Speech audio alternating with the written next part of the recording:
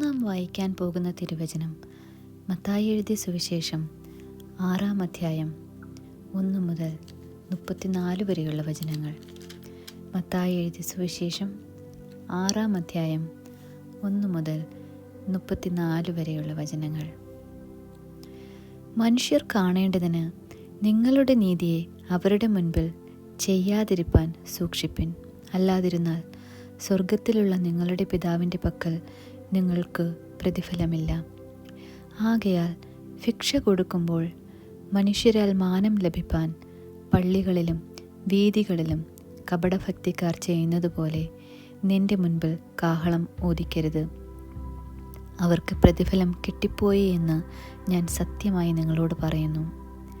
നീയോ ഭിക്ഷ കൊടുക്കുമ്പോൾ നിന്റെ ഭിക്ഷ രഹസ്യത്തിലായിരിക്കേണ്ടതിന് വലം കൈ ചെയ്യുന്നത് എന്ത് എന്ന് ഇടം കൈ അറിയരുത്. രഹസ്യത്തിൽ കാണുന്ന നിന്റെ പിതാവ് നിനക്ക് പ്രതിഫലം തരും. നിങ്ങൾ പ്രാർത്ഥിക്കുമ്പോൾ കപടഭക്തിക്കാരെ പോലെ ആകരുത്. അവർ മനുഷ്യരെ കാണിക്കേണ്ടതിന് പള്ളികളിലും തെരുക്കോണുകളിലും നിന്നുകൊണ്ട് പ്രാർത്ഥിപ്പാൻ ഇഷ്ടപ്പെടുന്നു. അവർക്ക് പ്രതിഫലം കിട്ടിപ്പോയി എന്ന് ഞാൻ സത്യമായി നിങ്ങളോട് പറയുന്നു. നീയോ പ്രാർത്ഥിക്കുമ്പോൾ അറയിൽ കടന്ന് വാതിലടച്ച് രഹസ്യത്തിലുള്ള നിന്റെ പിതാവിനോട് പ്രാർത്ഥിക്കാം. രഹസ്യത്തിൽ കാണുന്ന നിന്റെ പിതാവ് നിനക്ക് പ്രതിഫലം തരും. പ്രാർത്ഥിക്കുമ്പോൾ നിങ്ങൾ ജാതികളെപ്പോലെ ജൽപ്പനം ചെയ്യരുത്. അതിഭാഷണത്താൽ ഉത്തരം കിട്ടും എന്നല്ലോ അവർക്ക് തോന്നുന്നത്. അവരോട് തുല്യരാകരുത്. നിങ്ങൾക്ക് ആവശ്യമുള്ളത് എന്നതെന്ന് നിങ്ങൾ യാചിക്കും മുൻപേ നിങ്ങളുടെ പിതാവ് അറിയുന്നുവല്ലോ. നിങ്ങൾ ഈ വണ്ണം പ്രാർത്ഥിപ്പിൻ. സ്വർഗസ്ഥനായ ഞങ്ങളുടെ പിതാവേ, നിന്റെ നാമം വിശുദ്ധീകരിക്കപ്പെടണമേ. നിന്റെ രാജ്യം വരണമേ. നിന്റെ ഇഷ്ടം സ്വർഗത്തിലെ പോലെ ഭൂമിയിലും ആകണമേ. ഞങ്ങൾക്ക് ആവശ്യമുള്ള ആഹാരം ഇന്നു തരയണമേ.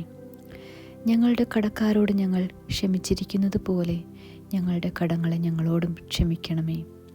ഞങ്ങളെ പരീക്ഷയിൽ കടത്താതെ ദുഷ്ടങ്ങളിൽ നിന്ന് ഞങ്ങളെ വിടുവിക്കണമേ. രാജ്യവും ശക്തിയും മഹത്വവും എന്നേക്കും നിനക്കുള്ളതല്ലോ. നിങ്ങൾ മനുഷ്യരോട് അവരുടെ തെറ്റുകളെ ക്ഷമിച്ചാൽ സ്വർഗസ്ഥനായ നിങ്ങളുടെ പിതാവ് നിങ്ങളോടും ക്ഷമിക്കും. നിങ്ങൾ മനുഷ്യരോട് തെറ്റുകളെ ക്ഷമിക്കാതിരുന്നാലോ നിങ്ങളുടെ പിതാവ് നിങ്ങളോട് ക്ഷമിക്കുകയില്ല. ഉപവസിക്കുമ്പോൾ നിങ്ങൾ കപടഭക്തിക്കാരെ പോലെ വാടിയ മുഖം കാണിക്കരുത്. അവർ ഉപവസിക്കുമ്പോൾ മനുഷ്യരെ കാണേണ്ടതിന് മുഖം വിരൂപമാക്കുന്നു. അവർക്ക് പ്രതിഫലം കിട്ടിപ്പോയി എന്ന് ഞാൻ സത്യമായി നിങ്ങളോട് പറയുന്നു. നീയോ ഉപവസിക്കുമ്പോൾ നിന്റെ ഉപവാസം മനുഷ്യരല്ല, രഹസ്യത്തിലുള്ള നിന്റെ പിതാവ് കാണേണ്ടതിന് തലയിൽ എണ്ണ തേച്ച് മുഖം കഴുകുക. രഹസ്യത്തിൽ കാണുന്ന നിന്റെ പിതാവ് നിനക്ക് പ്രതിഫലം നൽകും. പുഴുവും തുരുമ്പും കെടുക്കയും കള്ളന്മാർ തുരന്ന് മോഷ്ടിക്കുകയും ചെയ്യുന്ന ഈ ഭൂമിയിൽ നിങ്ങൾ നിക്ഷേപം സ്വരൂപിക്കരുത്. പുഴുവും തുരുമ്പും കെടുക്കാതെയും കള്ളന്മാർ തുരന്ന് മോഷ്ടിക്കാതെയും ഇരിക്കുന്ന സ്വർഗത്തിൽ നിക്ഷേപം സ്വരൂപിച്ചു കൊള്ളുവിൻ. നിന്റെ നിക്ഷേപം ഉള്ളിടത്ത് നിന്റെ ഹൃദയവും ഇരിക്കും. ശരീരത്തിൻ്റെ വിളക്ക് കണ്ണാകുന്നു. കണ്ണ് ചൊവ്വുള്ളതെങ്കിൽ നിന്റെ ശരീരം മുഴുവനും പ്രകാശിതമായിരിക്കും. കണ്ണ് കേടുള്ളതെങ്കിലോ നിന്റെ ശരീരം മുഴുവനും ഇരുണ്ടതായിരിക്കും. എന്നാൽ നിന്നിലുള്ള വെളിച്ചം ഇരുട്ടായാൽ ആ ഇരുട്ട് എത്ര വലിയത്. 2 യജമാനന്മാരെ സേവിപ്പാൻ ആർക്കും കഴിയുകയില്ല. അങ്ങനെ ചെയ്താൽ ഒരുത്തനെ പകച്ചു മറ്റവനെ സ്നേഹിക്കും, അല്ലെങ്കിൽ ഒരുത്തനോട് പറ്റിച്ചേർന്നു മറ്റവനെ നിരസിക്കും. നിങ്ങൾക്ക് ദൈവത്തെയും ധനത്തെയും സേവിപ്പാൻ കഴിയുകയില്ല. അതുകൊണ്ട് ഞാൻ നിങ്ങളോട് പറയുന്നത്, എന്ത് തിന്നും എന്ത് കുടിക്കും എന്ന് നിങ്ങളുടെ ജീവനായിക്കൊണ്ടും എന്തുടുക്കും എന്ന് ശരീരത്തിനായിക്കൊണ്ടും വിചാരപ്പെടരുത്. ആഹാരത്തേക്കാൾ ജീവനും ഉടുപ്പിനേക്കാൾ ശരീരവും വലുതല്ലയോ? ആകാശത്തിലെ പറവകളെ നോക്കുവിൻ. അവ വിതയ്ക്കുന്നില്ല, കൊയ്യുന്നില്ല, കളപ്പുരയിൽ കൂട്ടിവെക്കുന്നതുമില്ല. എങ്കിലും സ്വർഗസ്ഥനായ നിങ്ങളുടെ പിതാവ് അവയെ പുലർത്തുന്നു. അവയേക്കാൾ നിങ്ങൾ ഏറ്റവും വിശേഷതയുള്ളവരല്ലയോ?